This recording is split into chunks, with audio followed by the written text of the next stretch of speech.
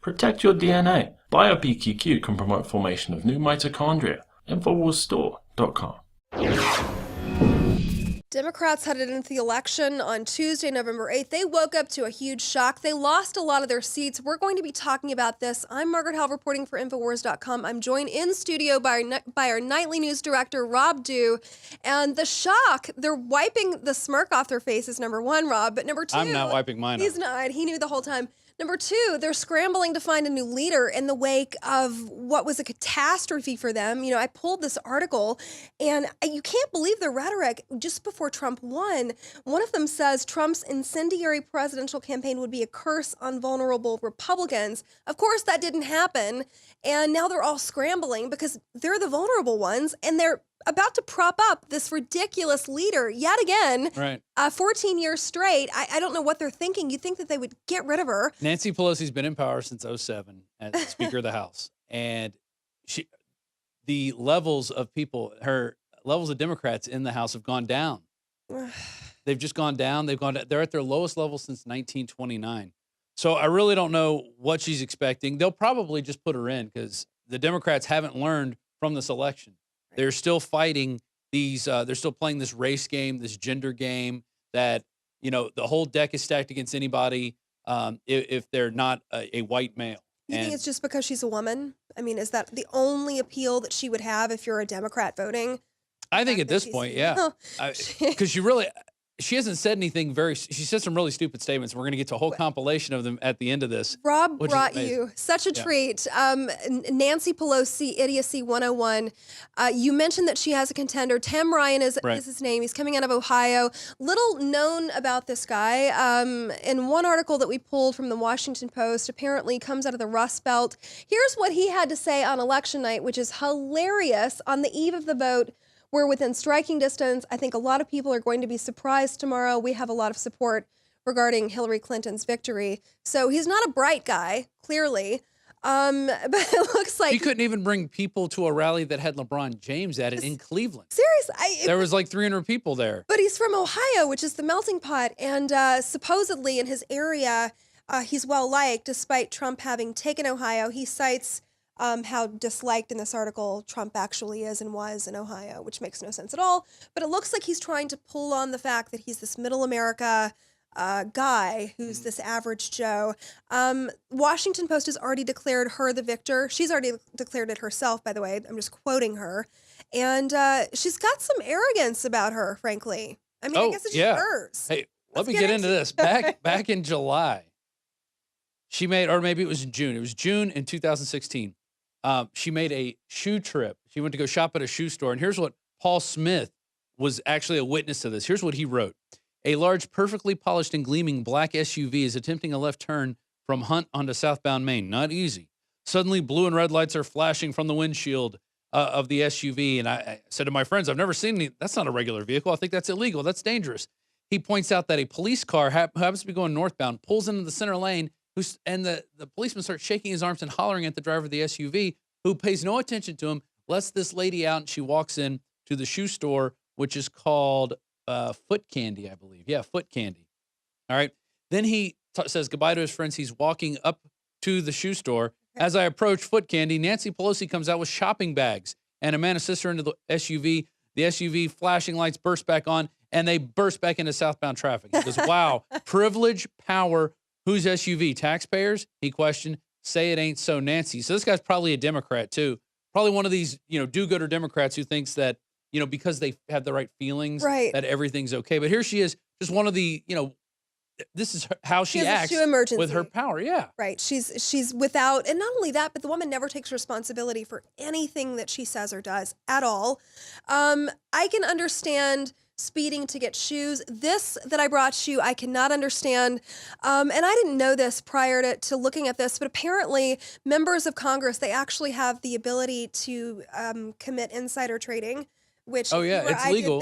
Right. We would be fined, jailed, our homes would be gone. Apparently, 60 Minutes did an expose on her about how she bought these stocks and these initial IPOs. She made major money from information that she had access to that you and I it would be a crime if we capitalized on it. Not illegal for her to do it, but it lets you know about the character of the woman. She's using the extent of her whatever she has in that office to the highest possible degree to benefit herself. I think if you're a Democratic woman, you could do whatever you want in this country. You could probably kill people with a machete, drive over them with a car. See, that guy was a Somali man. He wasn't allowed to do that. But if Nancy Pelosi ran down a bunch of people in Ohio State and started hacking them with a machete, it would probably be okay. They'd probably say, well, she's a woman, and she's a Democrat, so obviously she had our best intentions in heart. Right. Well, you can't question the motivation of Nancy Pelosi. That's for sure. Or, the woman is untouchable as far as I'm concerned. 14 years in power. And what has she done exactly other than use her position to buy expensive shoes and make a crap ton of money based on information? Well, and the Clintons did the same thing. True. When they came out of the presidency, we were dead broke. And then she becomes a senator. They start the Clinton Foundation, and they have hundreds of millions of dollars now. They're worth like over $100 million. Their daughter has a multi-million-dollar apartment in New York. Right. Like, who can afford this stuff on the salary of a senator from New York?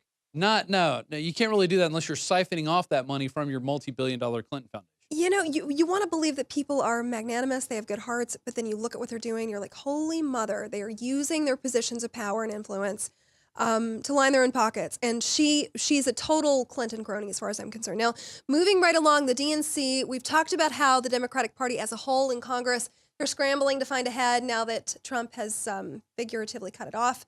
The DNC, the same thing. Alex has covered this time and again. I know you have as well. How corrupt they are. We've talked about WikiLeaks, what they're actually doing, what they did to Bernie Sanders, frankly.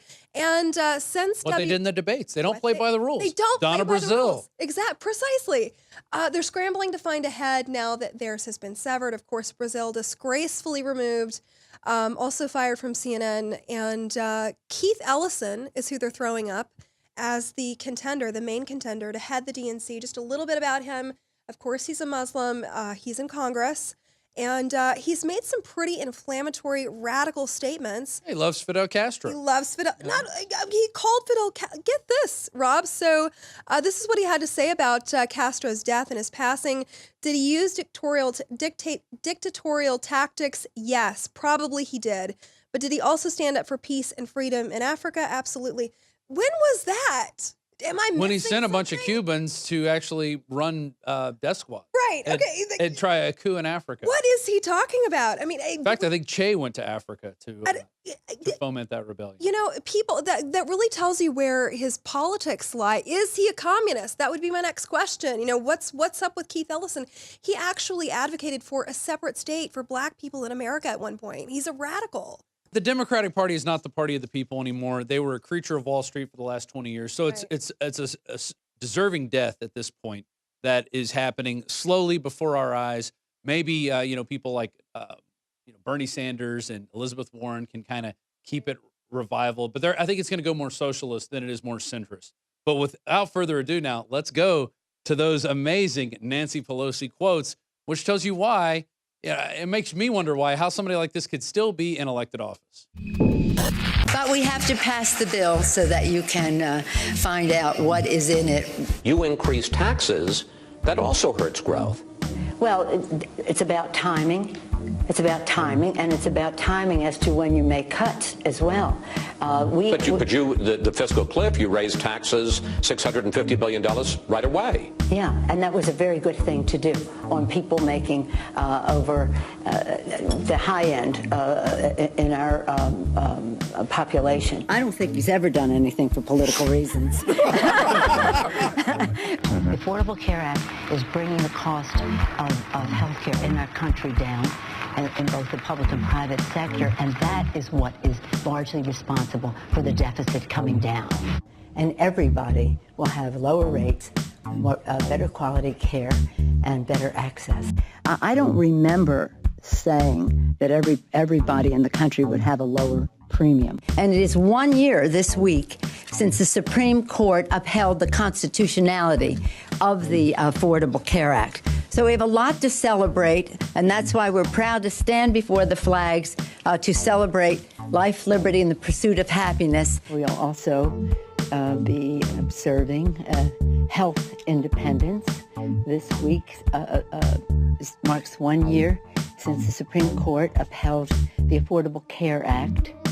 It captures the spirit of our founders, the spirit they wrote in the Declaration of Independence: life, liberty, and the pursuit of happiness.